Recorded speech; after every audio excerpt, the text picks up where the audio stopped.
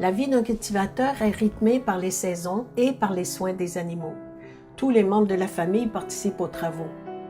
L'agriculture traditionnelle est orientée vers la subsistance familiale. La vente de surplus permet de gagner quelques sous. L'hiver, ces cultivateurs vont bûcher au chantier afin de gagner un peu d'argent. Au début du 20e siècle, les cultivateurs se regroupent. La Coopérative fédérée du Québec voit le jour en 1922 et l'Union catholique des cultivateurs, l'UCC, en 1924. L'UCC travaille énergiquement à l'électrification des fermes.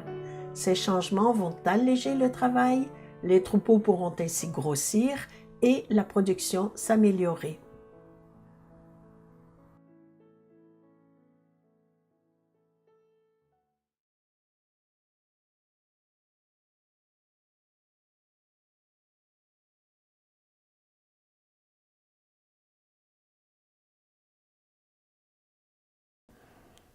Les loisirs, on n'aura pas le temps. Dans le travail, travail, puis travail. J'ai été 3 ans, moi, tout seul avec maman sur la ferme. Pas des farces, là. Les autres, t'as tout parti. De 13, 14 à 15 ans, j'étais tout seul avec maman. Papa travaillait à l'extérieur, bâtissait des maisons puis des granges. Puis quand c'était le temps des semences, de la récolte du foin puis des récoltes d'avoine, puis papa, il semait aussi beaucoup de choussiam pour les vaches. Même on en mangeait, nous aussi, des choussiam.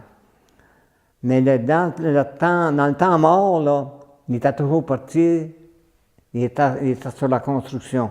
Fait que là, j'étais tout seul avec maman. J'étais 3 ans tout seul avec maman. Il fallait que je fasse tout avec maman. Tout. Du commencement à la fin, la traite des vaches, l'ensemble, bon, c'était le séparateur. On écrémait, puis il fallait qu'on mettait la crème dans des bidons, on descendait le bidon dans le puits pour tenir la crème fraîche, puis ensuite il fallait aller porter ça chez Arthur Favreau. Puis ensuite, ben, quand on allait bûcher, on bûchait tout le temps dans le mois de janvier puis février. C'était le bois en longueur, c'était surtout du bouleau puis du trempe. Mais on laissait le bouleau puis le trempe toute la longueur, on sortait ça avec des grosses clés. Hein. Ça nous prenait 40 cordes de bois pour l'hiver. Ben, maman était obligée de chauffer l'été comme l'hiver. Fait que là, quand il a le temps de scier le bois, on demandait à Henri Latour, c'était mon cousin. Là, il venait avec son bantier puis son engin stationnaire. Je ne sais pas si vous savez quoi. Un engin stationnaire, pouf, pouf, en tout cas. Et puis, on a fait ça jusqu'à temps que je parte pour le collège. Puis là, quand j'ai parti pour le collège, là, papa était obligé de rester à la maison, là. Là, j'y étais plus, là. Il y avait un papa et une maman. Papa n'était plus capable. C'est là qu'il a vendu la terre à Denis. Le silo est arrivé quand Gérard a pris la terre, quand Armand a vendu à son garçon, Gérard. Là, Gérard a fait construire un silo. Puis quand Gérard il est décédé, une maladie, je ne sais pas quoi, là. Là, c'est 2 gars qui ont pris la terre. Les autres, ils ont fait poser 4 autres silos. Puis là, ils ont tous développé le haut de la terre, ils ont fait passer le boule, puis ils ont acheté 2 terres. Puis là, il semait du blé d'Inde, puis il semait du blé d'Inde partout. Et puis, il y a 2 ans, la grange, l'étable a brûlé avec 160 bêtes. Ils ont toutes brûlé. Les tristés. Là, ils ont bâti, puis là, c'est pas mal moderne. Là, ils ont 5 silos, mais seulement que l'électricité était trop près de l'étable. Le feu a pris par l'électricité. Et puis, ça s'est propagé, le temps de le dire, dans l'étable. Hein. Puis là, ils ont mis tout le système électrique plus loin, plus éloigné de l'étable. Fait que si le feu prend dans la boîte, dans l'appartement, est-ce que c'est qu'il y a des choix d'électricité, là, en ce moment-là, ben, il y a moins de danger pour les animaux. C'est une terre aujourd'hui qui vaut plus que 2500 $. Oui. On gardait des tares en haut de nos terres. Dans les tares des voisins. On avait à peu près une vingtaine de tares. Puis mon père avait fait faire un grand bac en tôle On avait une source, là. La source n'était pas creuse, elle avait juste 5 pieds de creux. Elle n'était pas grande non plus d'ouverture. Et puis quand il pleuvait, moi, je n'étais pas obligé d'y aller, mais quand c'était trop sec, il fallait que j'aille emplir le bac. Fait que j'avais ma chaudière, puis je tirais de l'eau, puis je vidais ça dans le bac, mais seulement que la source était clôturée avec des perches. Des perches. Les taches, là, je me suis cassé une table, on a une vache. Il y en a une table qui est arrivée au rouleau parce qu'il m'a la poussoyer. Assez qu'elle a tombé le derrière dans les perches ont volé, puis elle a tombé dans la source. Le derrière, le premier. Puis là, j'y voyais juste les pattes de devant et la tête sortie. J'étais à un demi-mille de la maison. Qu'est-ce que vous vouliez que je fasse, là? Une tare tombée, je ne suis pas capable, moi, là, de la sortir. Je pars en courant. Là, j'ai descendu à un moment. J'ai descendu à la maison. J'ai dit à un moment, il y a une tare de tomber dans la source. Qu'est-ce qu'on va faire? Ben, il va chercher Pierre-Louis Poitras. Pierre-Louis Poitras, c'est un homme de 6 pieds 2 à peu près. Les larges, les épaules, c'était large. C'était abattu. Puis ça faisait une main, ça. Il était abattu puis il était fort. Je vais chercher Pierre-Louis Poitras, mais c'était un homme qui était calme. Quand je lui ai conté ça, ben, il dit, je vais y aller. Il a pris un câble, puis là, il s'en allait. Ben, tranquillement. Bon, je ne suis pas pressé. Il a monté de même. Moi, j'ai couru, j'ai monté pour voir si la tare vivait encore. Puis je voyais que ça prenait du temps à arriver. Mais mon coup, je l'ai vu venir. Quand il est arrivé à la source, il a fait un nœud coulant. Il dit, tu vas descendre dans la source, elle est à pierroter. Fait que là, j'ai mis mes pieds sur les pierres. J'ai passé le câble autour du cou, puis en dessous des pattes de devant. Là, j'ai serré le nœud coulant. Ben, il dit, monte à cette heure. J'ai monté, puis là, il a pris le câble comme ça, il a levé le tare, puis rendu à une certaine hauteur, il l'a pris à bras-corps comme ça, il l'a sorti de la source, puis il l'a amené le bord de tout.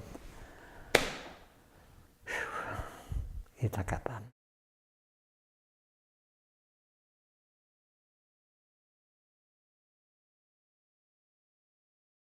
Mon père allait on avait une terre à bois au 12e rang de Saint-Théodore. Et puis là, il allait faire le bois avec mes frères les plus vieux, faire le bois pour l'année suivante. Là, il coupait le bois là, il restait là. Puis à la fin, qu'il avait fini de tout couper le bois, là, il faisait un genre de bidon, que chacun allait aider à transporter le bois. Puis après ça, ben là, il fallait scier le bois, puis tout rentrer ça dans la cave. Puis, il y avait beaucoup de choses à faire à la campagne. Mon père partait pour la semaine pour aller couper le bois. Puis là, on préparait de grosses boîtes de conserves de viande, puis de pain, du beurre, tout ça, pour passer la semaine. Puis en fin de semaine, ben là, il revenait. Il allait avec mes frères. Puis nous autres, à la maison, ben là, on s'occupait des animaux, puis on faisait du plan, là. Maman faisait des plans, elle semait des graines de tomates, là, par exemple. Elle en faisait une douzaine, 2 douzaines de plants, là. Puis elle transplantait 2, 3 fois dans la maison. Puis après ça, quand il était rendu plus haut, là, elle faisait des couches chaudes avec du fumier de cheval, là. Puis là, c'était bien entretenu, bien arrosé. Et puis là, quand les plants étaient ça d'eau, elle allait les planter dans la couche chaude. Et puis là, elle mettait une fenêtre, là, un châssis double là, qu'on avait, mettait ça sur chaque... Puis là, les plants devenaient gros, là, puis quand on plantait dans le jardin, il était fort. Là. Puis c'était pas tout le monde qui en faisait, mais maman, elle s'occupait de ça, là, puis elle aimait ça, puis on y aidait beaucoup dans le jardin, beaucoup de choses, oui. Fait que le jardin, là, pour moi, là, c'était vraiment spécial. On faisait toutes sortes de choses, là.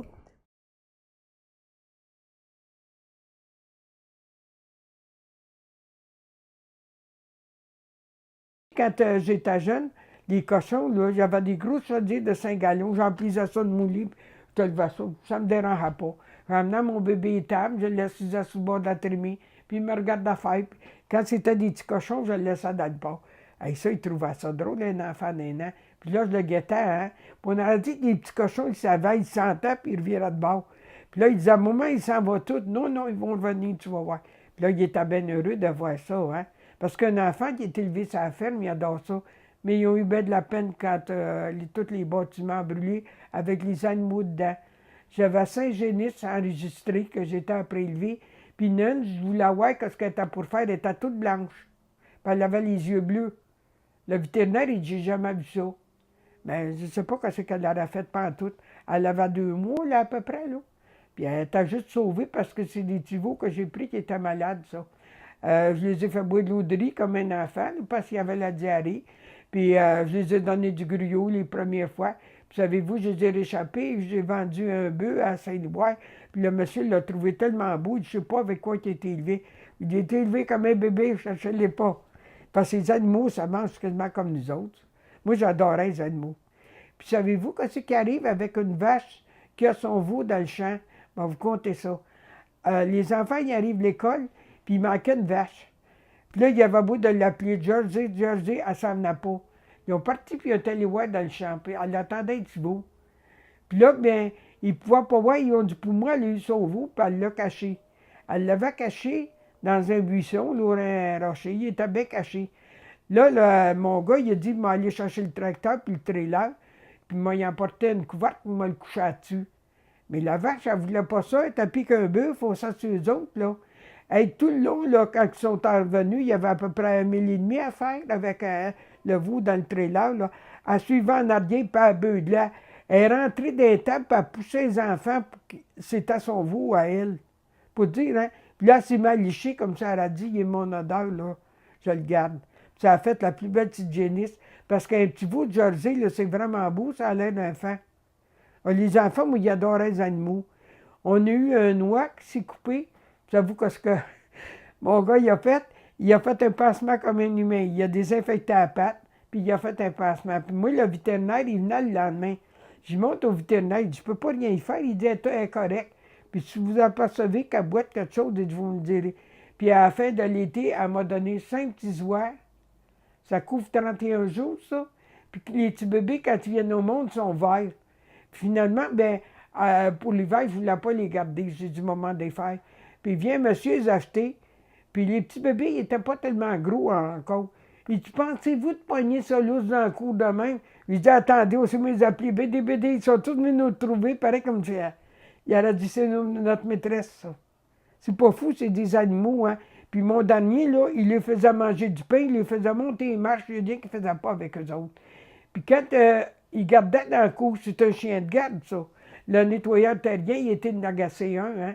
Puis il était plus capable de rentrer. Il jacassait le genre comme s'il aurait dit, hey, toi, rentre pas ici. Hein. Là, il venait me dire, rentrez-moi lit parce que moi, je rentre pas dans le cours. Ah, c'est bien mauvais. Mon premier mari chassait. Cherchait l'outarde.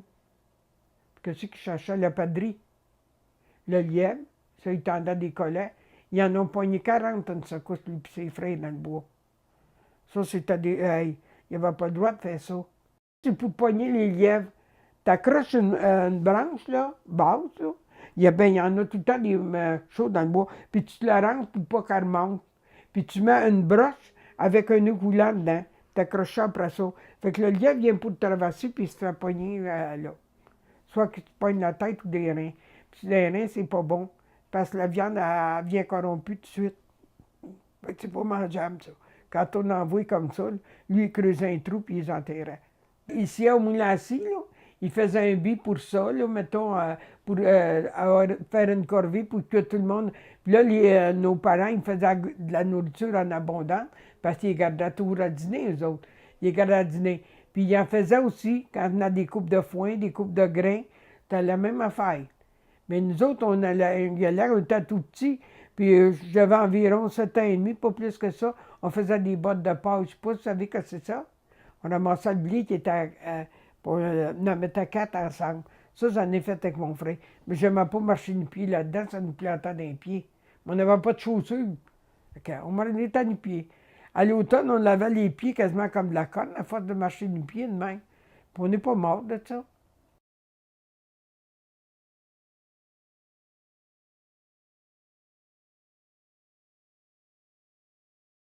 Mon grand-père, il a eu jusqu'à 12 enfants. Papa était le 6e. Donc, il disait, même pour faire vivre ses gars, ses fils, il a acheté des terres. Donc, il a acheté une terre pas mal face à la sienne, qui n'était pas défrichée du tout, c'était du bois. Donc, ils l'ont défriché. Moi, je l'ai vu défriché. Oui. Avec des bœufs. Oui. Avec des bœufs. Non, pas moi, pas de bœufs. Moi, j'ai vu défricher avec des bœufs. Moi. Et papa s'est bâti en 1933, moins 4, moins 5, 33. Ici, en 1928, papa a bâti une maison, ils sont mariés. Et c'est sur cette terre-là. Aujourd'hui, cette terre-là, c'est nous qu'on l'avait achetée, mon mari et moi. On l'a acheté de mon père. Parce que la terre qui, aujourd'hui, qui appartient à ma fille, puis elle était tout en bois. Elle était tout en bois. Bon, c'est ça, comme ça. Mais je l'ai vu défricher avec des bœufs. Ensuite, bien, on l'a vu plus tard, quand j'avais 9 ans. Bien là, il y avait déjà un bulldozer, je pense qu'il venait d'Upton, et qui défrichait, qui agrandissait les morceaux. Si j'ai fait les foins, Mais GRC et la cabane à sucre, moi, j'ai fait beaucoup. Papa avait de l'archir, de la vache archir. Et après, nous, quand on a pris la ferme, on a continué sur l'archir. On avait des chevaux qui étaient nécessaires. Il y avait toujours trois chevaux. Il y avait des moutons. Et il y avait des moutons et il y avait des porcs. Les moutons, moi, j'ai un souvenir incroyable, hein, parce que l'hiver, il fallait nettoyer les moutons et on les rasait. Et après, bien, on lavait la laine. Et, la rivière. Et les moutons, j'ai bien connu. On écrémait. Et ensuite, on avait eu, il s'était fait une coopérative à Saint-Nazaire, au village. Et là, ils prenaient le lait. Ils prenaient le lait et il faisait le fromage. Il y a eu quelque chose à Saint-Nazaire assez important. C'est là.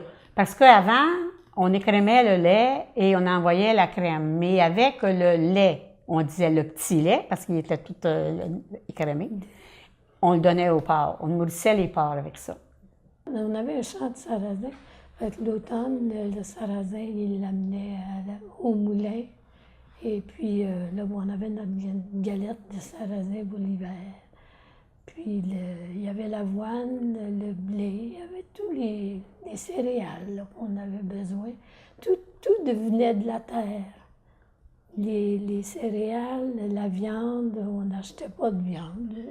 Tu es plus jeune que moi. Parce que moi, chez nous, papa, tout le monde du rang venait abattre les animaux chez nous. Ah, ben oui. Toi, tu y étais pas. Oui. Mais on n'en pas parlé, mais je m'en souviens. Parce que c'était chez nous qui se faisait, parce que c'était qui se faisait l'abattage des animaux.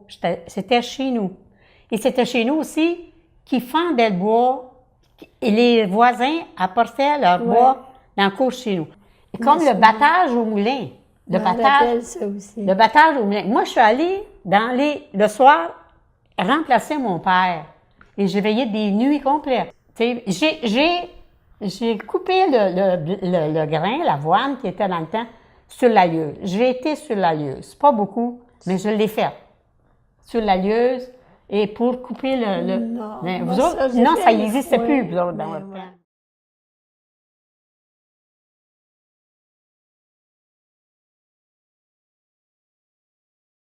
Je peux dire à mes parents que j'ai eu de très bons parents. Si je suis ce que je suis, c'est grâce à eux. Papa m'a fait confiance très jeune, au point de me laisser avec un attelage de chevaux pour couper du foin. La première fois, il y avait une autre équipe qui me suivait.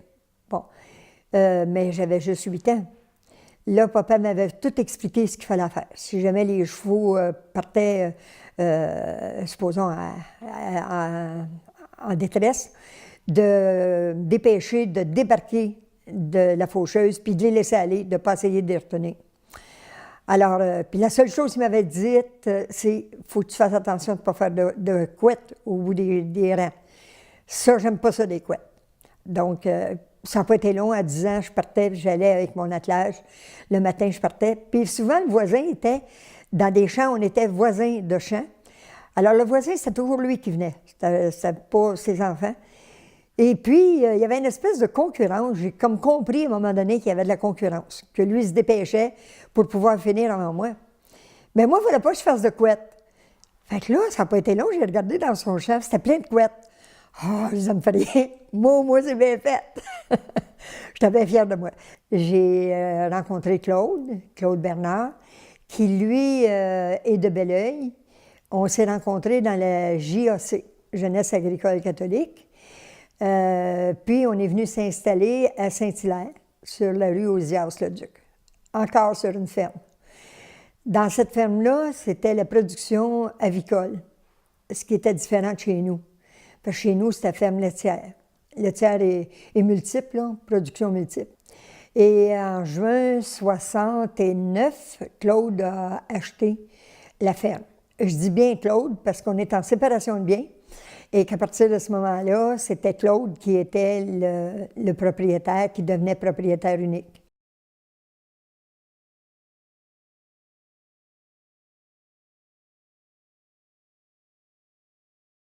Quand j'étais jeune, ça a bien changé. Parce que moi, quand j'ai acheté une terre, il y avait du bois dessus, il y avait 14 arpents de bois. Puis j'ai tout bouché ça, mais après, j'ai acheté ça dans les années 77. J'ai tout bouché ça, puis je voulais aller au train. Ça, c'était pas mal plus mécanisé. Moi, j'ai eu une grosse ferme, jusqu'en 80. Puis en 80, j'ai vendu ça à un Suisse allemand. Puis là, les deux plus jeunes étaient jeunes encore. Parce qu'ils auraient pu continuer le temps. Après, j'ai eu vendu, ils vont continuer à aller travailler sur le gars qui avait vendu, que j'avais vendu. Parce que là, après ça, j'ai déménagé juste voisin. Puis j'ai encore 28 arpents de terre, du foin, puis j'ai gardé des vaches un bout de temps. Il y avait 2, 3 vaches, puis je faisais des veaux, puis aujourd'hui, c'est parce que je faisais pas assez d'argent.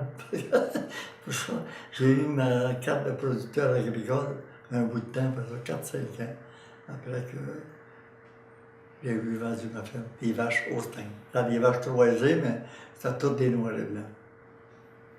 Parce que c'est plus calme un peu que la vache hachée, puis la Jersey, ça a meilleure santé. Mon père, il a gardé sa ferme jusqu'en 63. Fait que là, moi, j'avais racheté les vaches de mon père. J'avais racheté une autre ferme avant ça. J'ai racheté les vaches de mon père, puis ça, j'ai racheté la terre de mon père. J'ai d'avoir été 25-30 ans, je n'avais pas eu de chevaux. Quand que mon père, j'avais acheté le cheval de mon père et les vaches, quand j'avais acheté la terre tout au complet. Puis là, il y avait un petit gars qui travaillait sur la construction avec moi, puis lui, il faisait le tir de chevaux. Il me dit, Monsieur Lépine, il était comique. Il dit, tiens, Monsieur Lépine, vous achetez des poneys, puis il vient de Rioté, puis il dit, je vous voudrais. Moi, j'ai dit, tout de suite, j'ai dit, fais attention, je peux m'en acheter, puis je peux aller te battre. Fait qu'il y avait un électricien là, et il dit, Rosa, il dit, certain, il dit que tu as des chevaux, les enfants étaient jeunes dans ce temps-là. Ah, peut-être. Fait que là, il dit, chef, il y en a 2, moi. Le même soir, je pars, j'ai acheté ça à 10 h au soir. Une voiture de parade, 2 poneys, un set de l'âge, un train de bâton. Il dit, ouais. En tout cas, j'avais touché ça. Le lendemain matin, j'arrive sur la construction, il dit, il s'appelait Jocelyn d'Archénie. Fait que j'ai dit, tu as donné une nouvelle? Il dit non, je t'ai acheté des poneys. Il voulait remettre ça. J'avais acheté ça le soir. J'avais payé ça 1200 piastres. Tout ça. Puis j'ai encore la photo chez nous. Là. Il y en a un qui n'était pas bon. Il n'a pas gardé longtemps chez nous. Moi, j'ai trop continué. J'ai fait au-dessus de 30 ans de tir de chevaux. T'arrives, tu charges des blocs, là, ça te traîne. Puis, il faut que tu fasses ton 8 pieds. Tu ne fais pas ton 8 pieds, là, tu es disqualifié. Des fois, tu peux être une quinzaine de chevaux. 15, 18, 20, on était une trentaine. J'ai fait 15 ans de la cabane à sucre, les rabiers lâchés de Hopton. J'allais là de printemps donner des tours pour les enfants, les adultes. J'ai eu des gros chevaux belges, 3 ans de temps. Puis souvent, je n'avais pas de cœur. J'ai retourné dans les fournées. Puis moi, quand j'allais à la compétition, j'allais pas là pour perdre, j'allais là pour gagner. J'ai fait le tour de la province. Tous les festivals western, Saint-Victor-de-Beauce, Saint-Georges, Saint-Côme, Lambeau, Saint-Victor, Saint-Martin, je connais ça de Beauce. Ah, mais là, pour la compétition, j'avais juste. J'en vendais, puis j'en achetais, puis. Fait que là. Au bout de temps, là, quand ça marchait, là, dans les bars, là, il y avait des tirs de chevaux là, organisés dans les bars. Ça marchait, ça devait être terrible. J'en ai eu jusqu'à 22. C'était pas besoin de compétition. J'en prenais toujours juste 2 pour la compétition. Mais tout le monde m'en offrait des chevaux. Ça, c'est après que j'ai eu vendu ma grosse ferme, hein, en 80. Il ne faudrait pas que tu fasses ça. Mais parce que moi, je travaillais sur la construction. Puis moi, j'ai toujours fait les deux, aller jusqu'en 80. Je cultivais 225 arpenteurs, puis j'ai jamais manqué un heure sur la construction. Puis là, quand j'ai vendu ma ferme, là, j'ai gardé juste la construction. Puis les 20 semaines, les tirages. 15 piastres, 25 piastres. Ça n'a pas de prix, c'est la question. C'est quand tu gagnes. J'ai été 3 fois au bar country à Victoriaville. Puis ça, c'est 17-18, là. J'ai 3 ans de suite, j'ai remporté le championnat. Ça, c'est un tir de pitoune. Ils appellent ça. Ils chargent du bois, là. Puis tant que le monde, ils sortent. Puis le celui qui était venu plus proche de moi, lui, il était disqualifié. Il a fait 3 pouces. Moi, j'arrive bien tranquillement. J'appelle, puis fait une vingtaine de pieds. Wow! Il s'en vient moi, il dit, ça n'a pas de bon sens qu'il y ait tant de différence que ça. Puis lui, ses chevaux étaient plus pesants que moi, pour ça. Fait que là, il s'en vient moi, il dit, ressaye-toi si tu veux, ça me va rien. Ressaye-toi. Il vient s'asseyer, c'était pas parti pantoute. Fait que là, moi, j'arrive encore. Une vingtaine de pieds encore. Wow! Ça fait plaisir bien plus qu'une pêche. Oh, c'est assoyant, ça. Moi, je faisais pas ça juste passer en avant. J'arrêtais après que j'ai soigné. Ça soignait à la vitamine, moi, puis mes chevaux, là, c'était de l'eau.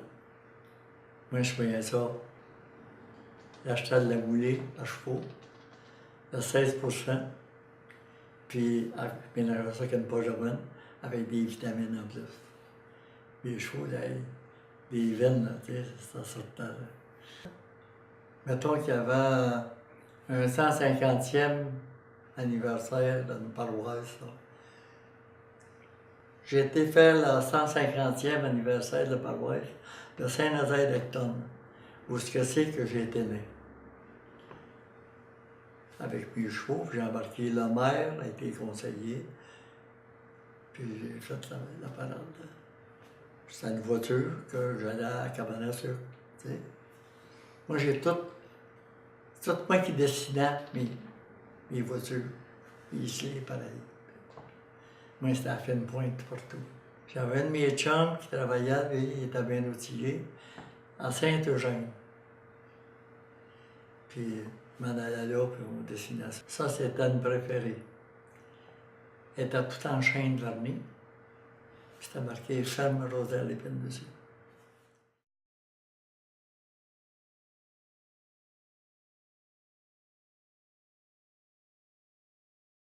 L'importance des chevaux, nous, mon père était un homme assez orgueilleux pour ses chevaux. On a tout le temps gardé des beaux chevaux, des chevaux de trait, comme on dit, de bonne taille. Et puis, ça servait à transporter, à traîner, si vous voulez, le fumier, le bois, le foin. Le printemps, ben, l'automne, on labourait avec les chevaux. Le printemps, ben, c'était de hacher, et puis de ramasser la roche, et puis, parce qu'on avait des terres de roche qu'on avait, et puis faire la semis, puis les récoltes, faucher, faire le ratelage, et puis ensuite de charger, ben un esco, ça ne va pas de chargeur, c'est à la vailloche complet. Mais après qu'on a eu un chargeur, c'était un autre, ça s'est modernisé un peu, mais là, on attache ça derrière la voiture, puis c'est les chevaux qui traînaient ça, puis le foin montait, puis mon père le plaçait sur la voiture. Et puis il servait après ça, on attelait sur la grande fourche qu'on appelle pour monter le foin au grenier de la grange. Ben, une grande fourche, c'était une fourche assez grande qu'on piquait dans le voyage. Et puis il y avait un câble qui partait du haut de la grange, qui venait chercher la poulie, comme on dit, qui était attachée après la fourche. Là, il y a une autre poulie qui s'en allait vers le fond de la grange. Puis là, le câble revenait, puis descendait en bas pour que pour que le cheval reste à terre. Et puis là, ça montait en l'air, puis là, ben, on avait un petit câble qui faisait déclencher la fourche, parce que la fourche, quand on la barrait, elle avait des fourchons peut-être de 4 pouces qu'on barrait. Là, on tirait là-dessus, puis la fourche tombait. C'était encore une autre invention du temps, ça, parce que quand la fourche monte en l'air, la caquette, je peux partir sur la rail, la traque. Mais disons qu'il y avait des traques de bois, il y avait des traques de fer. Mais ça, dans le temps, ça allait bien. Tant que des fois, si le câble était usé, puis on chargeait trop fort, le câble cassait, bien là, on était embarrassé parce qu'on ne va plus rien de changer notre voyage. Nous, il y avait ici la laiterie Brosseur, là, qui était dans le village. Mais mon père n'a jamais été là. Il allait à Sorte-de-Rome, la crèmerie des Lauriers. Il a tout le temps envoyé sa crème là. Puis ensuite, ils ont commencé à prendre le lait dans les années 50, là, quand on a eu des fournisseurs pour refroidir notre lait. Mais là, la laiterie, la crèmerie des Sortes-de-Rome s'est mise à ramasser le lait. Et puis, il appelait ça, dans ce temps-là, de la poudre de lait, de la caséine, puis du beurre. Il y avait un énorme séparateur, puis il écrémait le lait, puis là, il séparait ça. Avant l'électricité, on avait des séparateurs qui étaient à la main, qu'on tournait à la main. Et puis, il y en avait un qui crinquait, puis ça, c'était la job de ma mère, c'était elle qui vidait le lait dans le bol. Puis là, ben, la crème, c'est un bord, puis le lait sur l'autre. Et puis le lait, ben, il était dépensé par des veaux et puis des porcs, des cochons. Moi, j'ai juste connu la crèmerie ici de Brosseur et puis des Lauriers. Mais ensuite de ça, un peu plus tard, ben, c'est Agropur qui s'est mis à amener dans la région et puis à transporter le lait, puis tout ça. Agropur, à mon dit, c'est eux autres qui ont pris le coin, parce que Brosseur, ça a été vendu à des messieurs Auger, qui faisaient du fromage. Puis ensuite, ça a brûlé, ça, pendant quelques années, là. Fait que ça s'est éteint. Mon père a tout le temps été un avant-garde dans la ferme. On a tout le temps eu entre 30 à 35 vaches, et puis quelques bêtes à part de ça. Mais dans les années 53, 4, là, moi, j'étais juste marié, c'est marié en 52, là. Là, on a commencé à grossir. Et puis là, on a fait une demande pour envoyer notre La Nature à Montréal parce que c'était plus payant. Fait qu'en 55, on a commencé à envoyer du lait à La Nature à Montréal. Mais comme toute chose, quand on commence en bas de l'échelle. Il nous prenait 4 jours par semaine de notre lait. Puis les autres 3 jours, il fallait aller mener à la laiterie à Richemont, à une merge dairy. Mais ça n'a pas été bien long qu'on a envoyé pas mal toute notre production. Et puis là, dans les années 57, on a agrandi l'étable pour avoir plus de vaches. On a ségrayé d'un aréo je vais te dire en anglais, un pipeline, mais comme on dit, pour transporter le lait à laiterie. Et puis le nettoyeur des tables. C'est toutes des choses qui ont arrivé, ça, un après l'autre. Aussi, la presse à foin, pour presser notre foin plutôt de la rentrer en vrac. C'est toute une évolution, ça, là. Et puis c'est là qu'on a commencé à traire des vaches. Au début de 60, on trayait 80 vaches. Puis dans les années 60, 64, 65, là, on était au bidon. Le lundi matin, parce que le dimanche, je ne passais pas le camion. Le lundi matin, on chargeait entre 60 et 65 bidons. Puis le mardi, un peu moins. Puis après ça, on avait 120 bidons pour être capable d'avoir assez de bidons, parce qu'il y en avait autant dans le camion comme on avait chez nous, là, nous autres. Là. Ça voyageait, ça. Et ça, quand on a apprécié ça, ça allait arriver en 65. Les bol tanks. Ça a aidé beaucoup. Ça était pas mal moins d'ouvrage que le matin, charger 60 quelques bidons. Il fallait les préparer. Il fallait les brasser, parce que sur le bidon, le lait se séparait avec la crème. Il fallait tout brasser ça avec un machin pour brasser. Il fallait tout ouvrir ça, brasser ça, les placer. Ça se faisait tout avant le déjeuner. Hein. Le camion passait à 7 heures. Fait que nos vaches t'attraitent, et puis le lait était prêt quand le camion arrivait pour le charger. Disons, le tracteur arrivait un peu plus tard. Les tracteurs, la plupart, ça allait arriver au début de 50. Mais nous, on a eu un tracteur en 58. On était encore avec les chevaux. Et d'élevage, c'était de la Holstein pur sang. C'est une race que mon père aimait beaucoup. Et puis, c'est une race, comme on dit, de race laitière.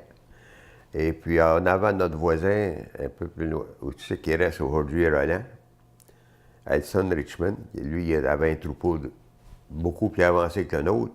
Fait qu'on allait s'alimenter, là. On allait chercher des taureaux, des jeunes taureaux. Et puis, quelques femelles. Puis, on s'est alimenté là-dedans, dans son troupeau, pour monter le nôtre. Et puis, donc, c'est ça qu'on a fait. Et puis, qu'on a monté nos vaches laitières. Dans les années 67, 8, 9, là, notre troupeau de vaches, j'avais alentour de 100, 105 vaches, comme on dit. On en trayait 75 à 80, mais disons, ça en prend tout le temps quelques-unes qui sont arrêtées.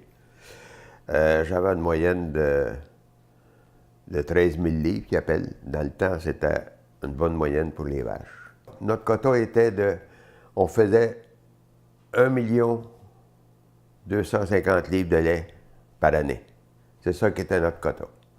Notre quota, nous, il fallait le faire de octobre en mars.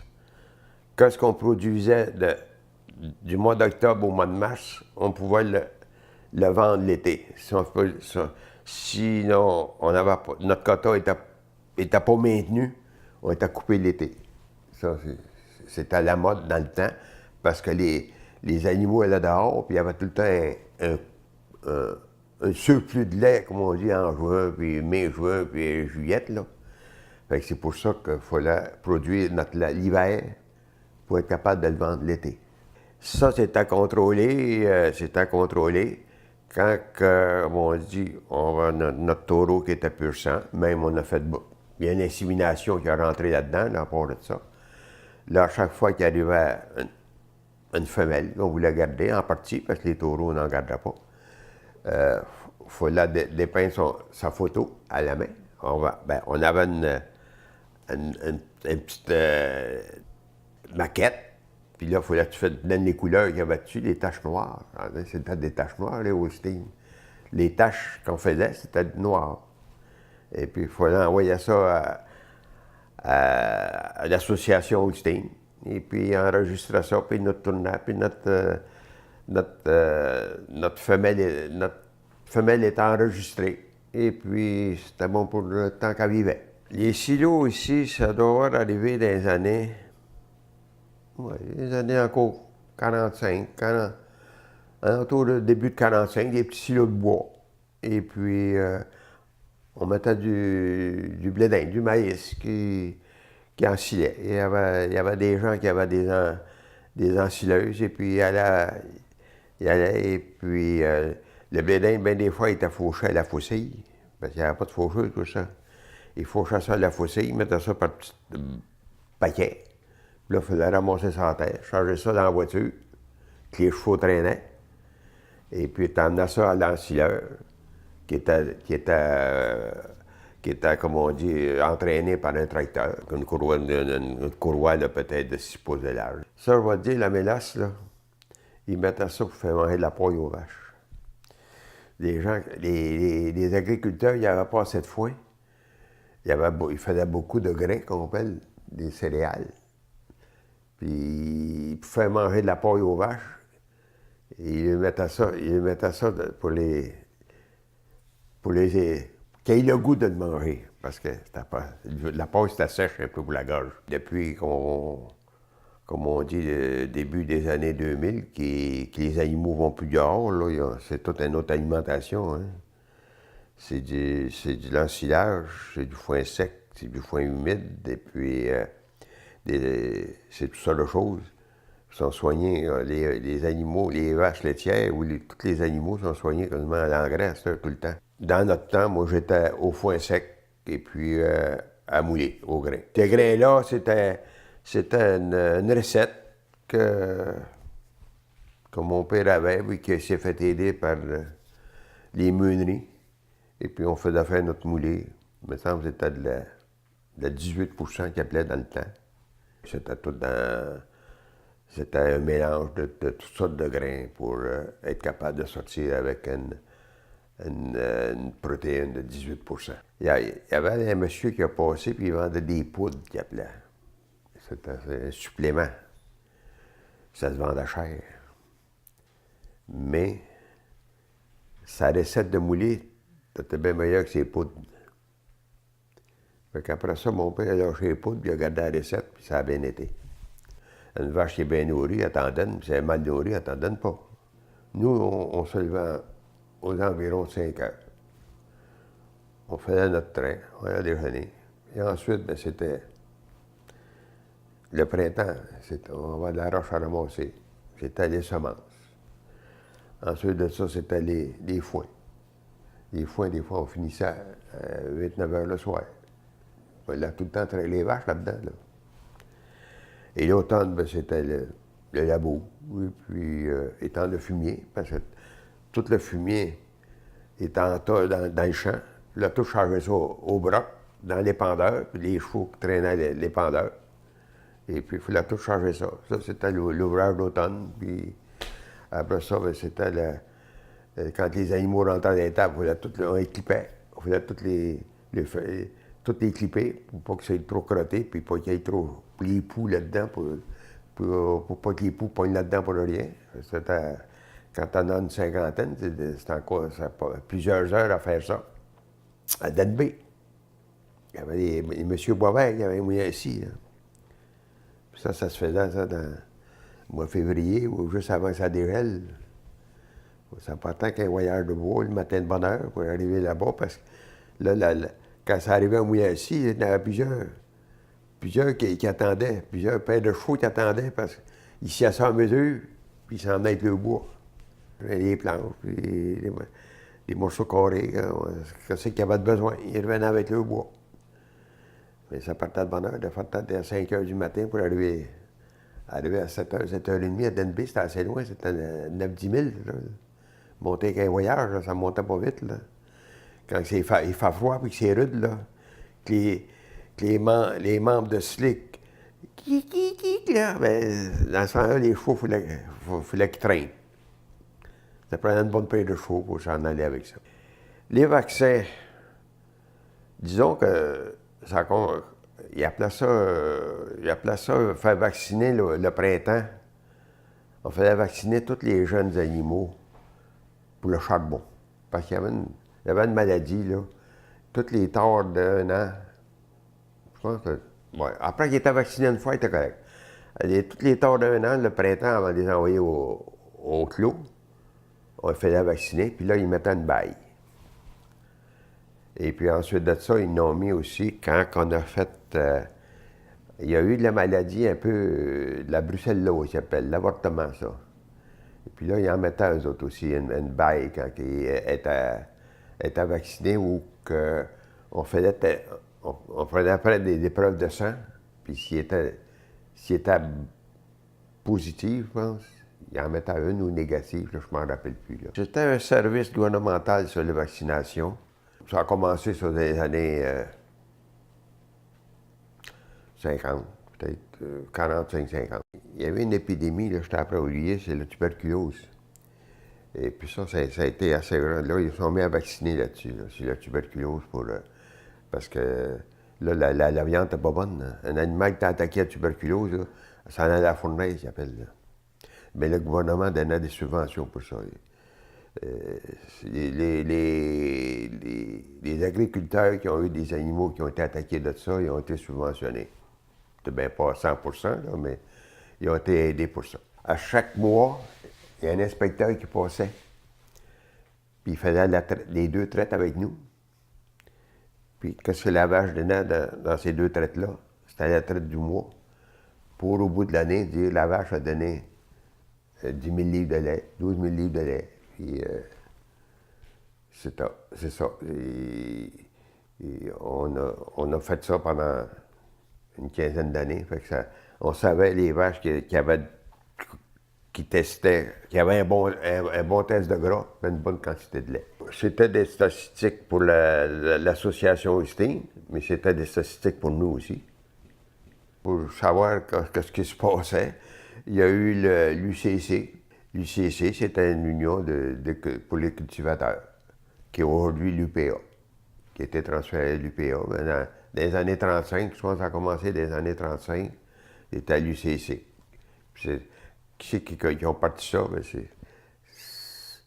Ben dans les petites paroisses, dans les petites paroisses de 1930-35, il y avait le curé. Nous autres, on n'a pas eu, mais dans d'autres places, il y avait des notaires et le docteur. C'est eux autres qui contrôlaient. Mais c'est les curés qui ont travaillé beaucoup dans l'UPA, l'UCC pour partir ça, parce que les gens n'étaient pas instruits. Là. Ça finissait à l'école en 4e année, puis des fois pas. Puis plusieurs étaient illettrés quasiment.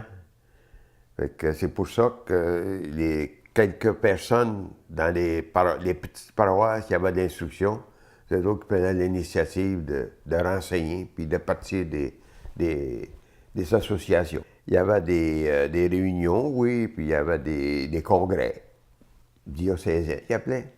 Les congrès, nous autres ici, on était un petit peu loin de ça parce que ça se passait, nous autres, dans le diocèse Nicolette. Puis on était au bout du diocèse. C'était un peu plus difficile peut-être dans le temps, mais il y avait des congrès et puis les gens dans chaque paroisse avait son association, il y avait sa direction, il y avait des administrateurs de tout ça. Il y en avait un ou deux peut-être qui allaient au congrès pour emmener qu'est-ce qui se passait au congrès chaque année, puis les avantages. Comme on avait le sec agricole. Ça, c'était en partie pour les porcs. Le sec agricole, il achetait un mâle de qualité, puis les gens allaient avec le truie pour les faire saillir, pour élever des porcs, comme on dit, mieux que incroisés là, par des bâtards. Puis il y en a eu aussi avec des taureaux. Il y a des taureaux qui ont été achetés par le sec agricole pour améliorer les troupeaux. Dans ce temps-là, c'était du hachir.